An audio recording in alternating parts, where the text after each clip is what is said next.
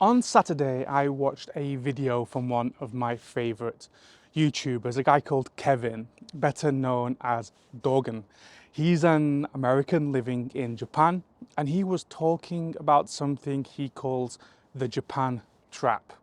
The idea is that lots of foreigners move to Japan expecting one thing, but quickly realise the reality is very different. He mentioned how many Americans arrive thinking Japan has no homeless, no graffiti, no social problems, only to discover that Japan has just as many issues as anywhere else. And that got me thinking. If, like me, you've spent any time watching Western YouTubers who have moved to Russia, you'll notice a pattern. Almost all of them are conservative, Christian, right-wing, and deeply anti-Western.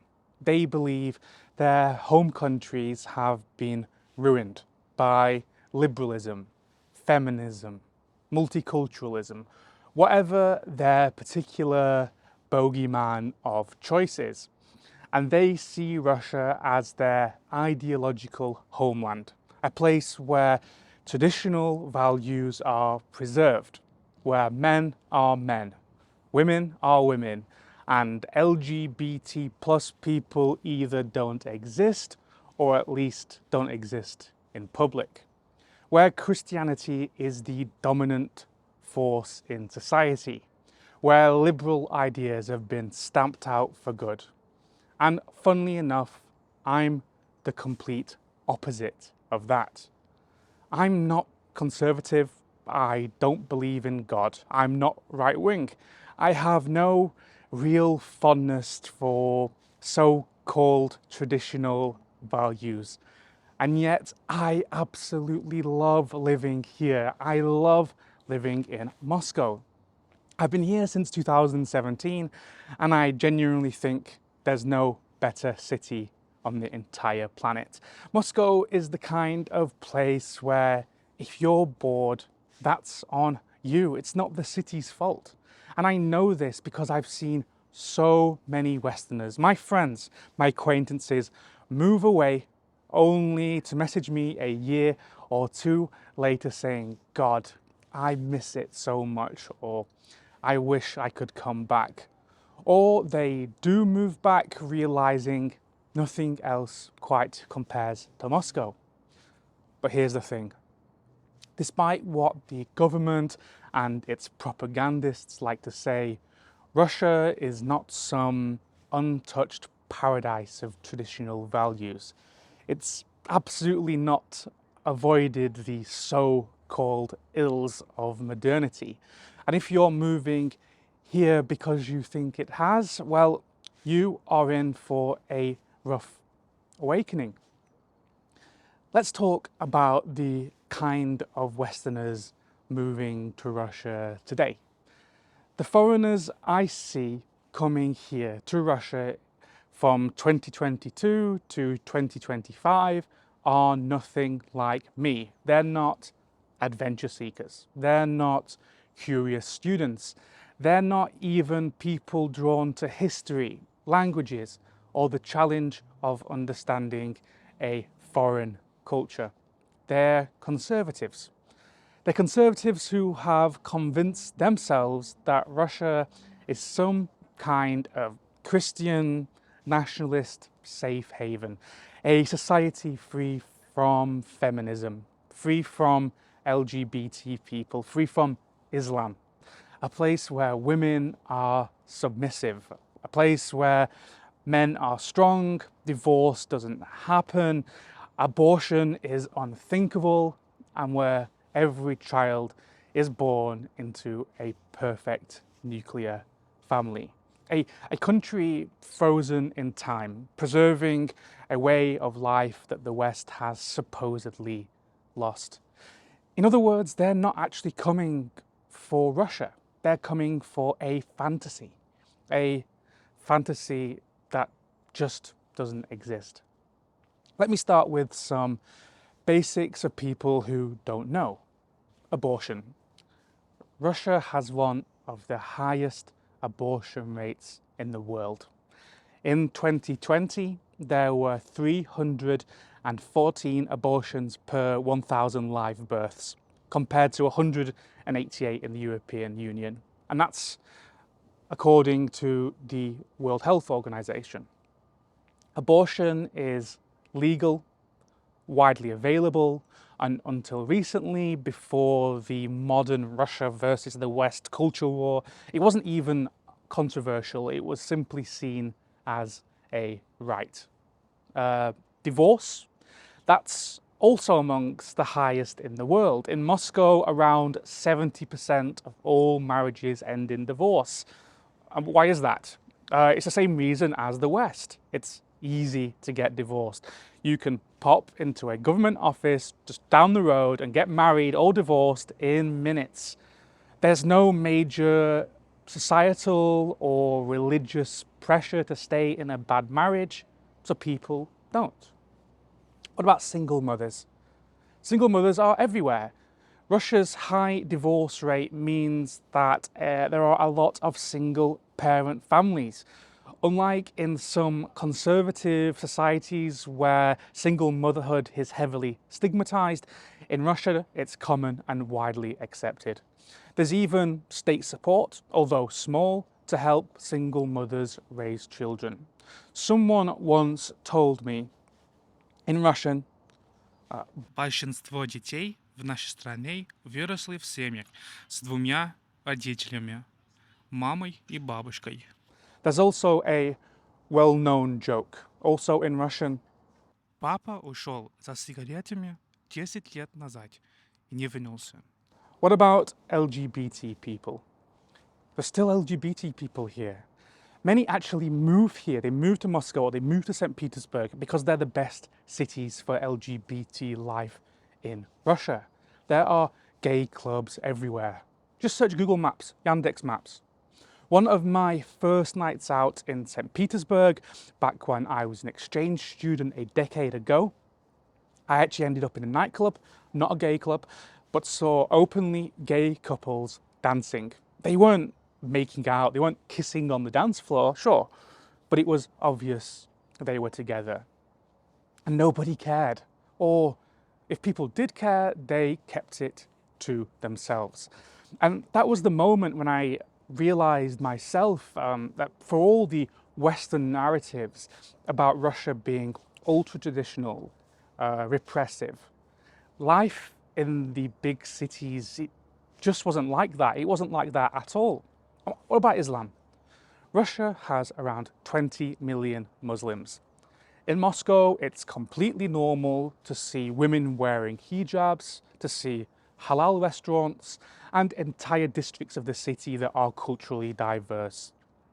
And without Muslims, both Russian from places like Dagestan and Chechnya, and of course migrant workers from Central Asian countries like Uzbekistan and Tajikistan, Moscow's economy would be on its absolute knees. This country needs Muslims.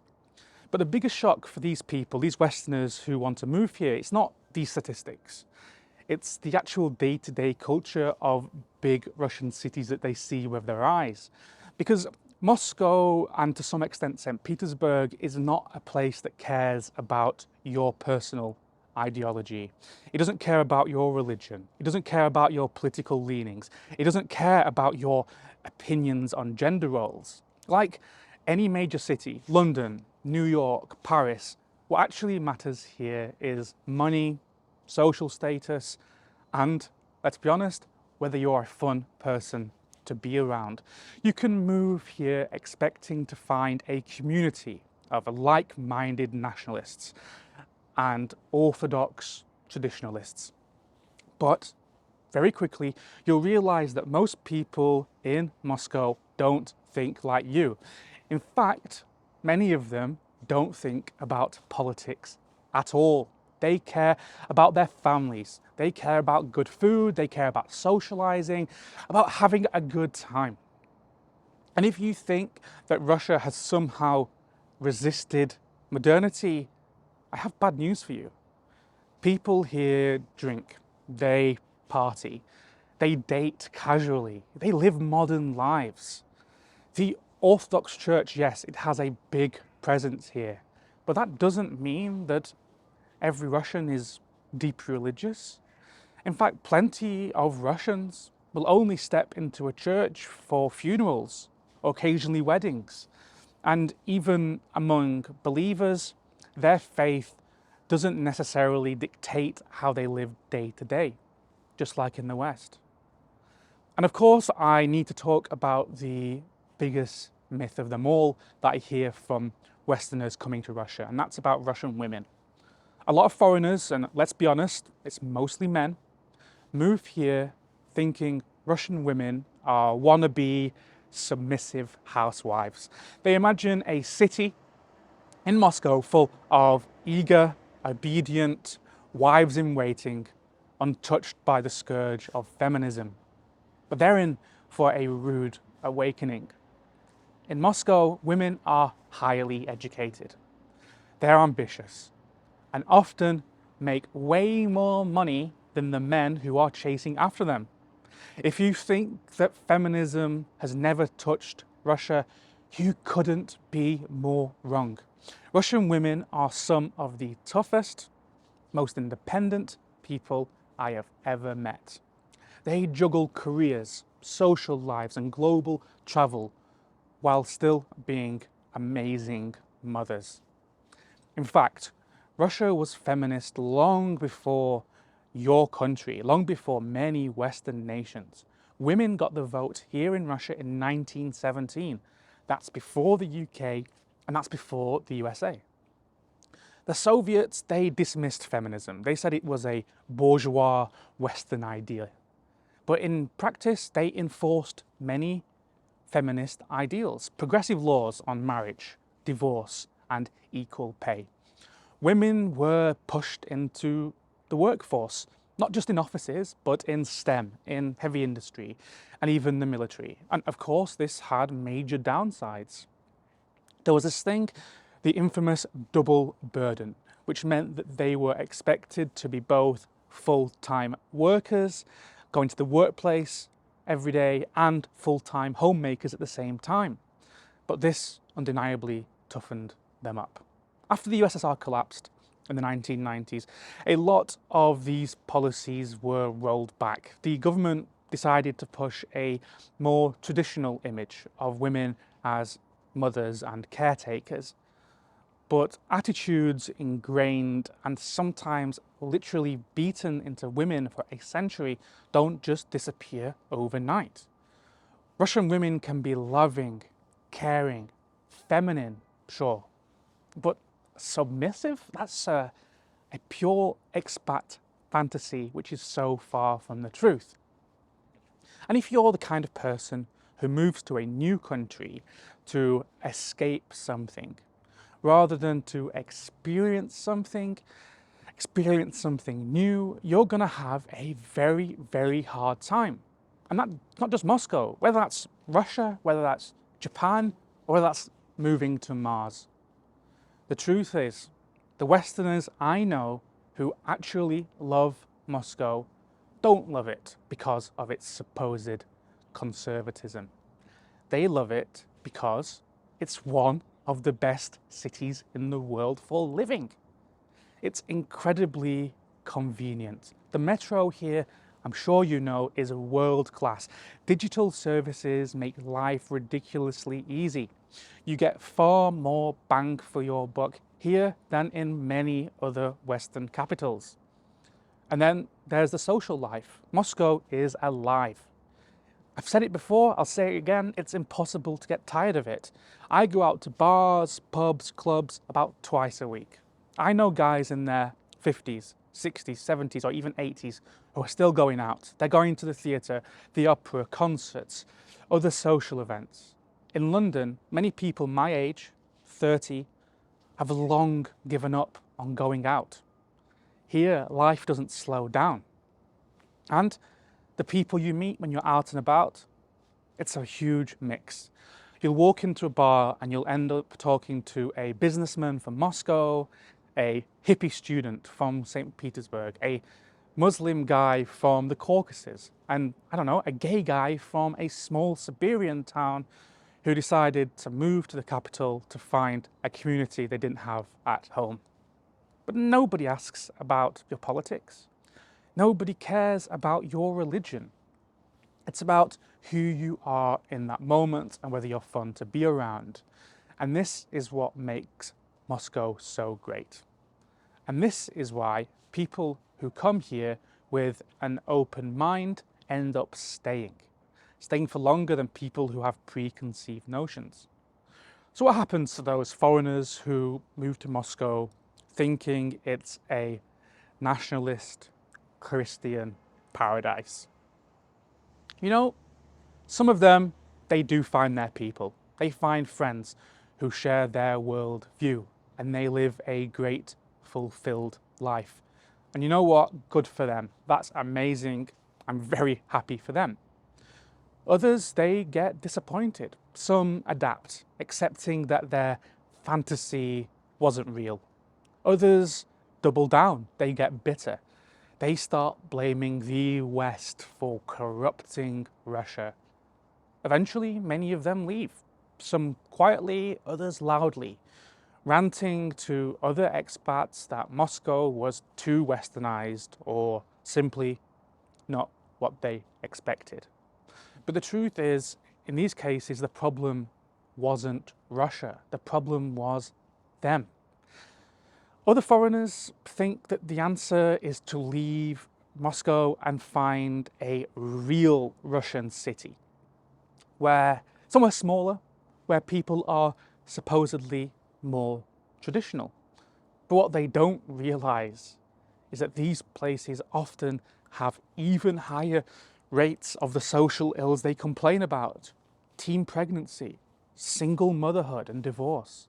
If you're looking for some 1950s style utopia, you won't find it there either. And if you're moving somewhere just to escape the West rather than to actually experience Russia, you'll always end up disappointed. And you know, some of them actually try to live the life they imagined. They marry a Russian woman. They expect her to be a submissive housewife. 6 months later, they're blindsided. She's asking for a divorce. Because, you know why? He expected her to quit her job and start popping out babies.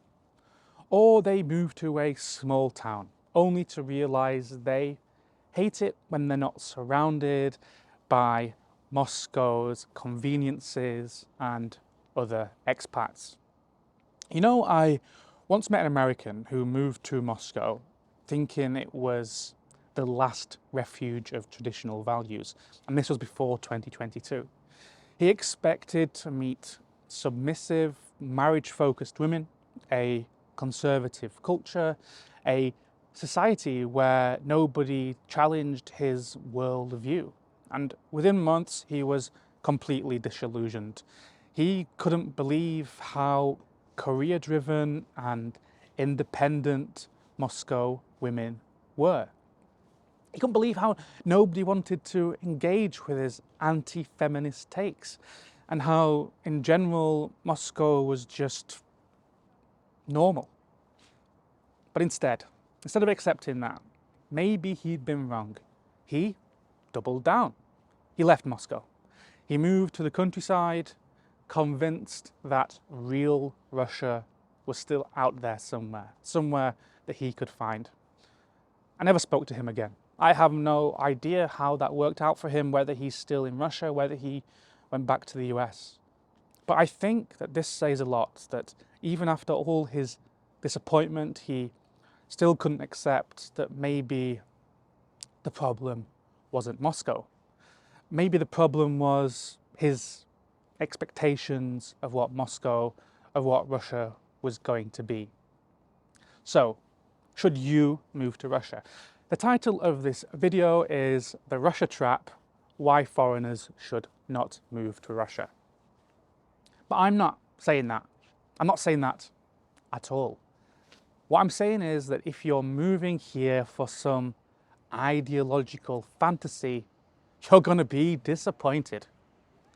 But if you're coming here with an open mind, if you love city life, if you crave new experiences, if you want to immerse yourself in a place that's vibrant, that's fast moving, that's full of opportunity, then maybe you'll love living in Moscow as much as I do. Ask yourself this: are you actually interested in experiencing Russia for what it is? Or are you just trying to run away from something back home, something inside? You know, Moscow isn't the dreamland that you think it is. For me, it's much better than that. It's not some frozen in time conservative fantasy. It's one of the most dynamic, the most exciting cities in the world. If you want to live somewhere modern, fast-paced and full of energy, you might love it here. But if you're chasing a nostalgic illusion, you're gonna be disappointed. Because Moscow, because Russia, it's not standing still, and it's certainly not going backwards. Oh, one take.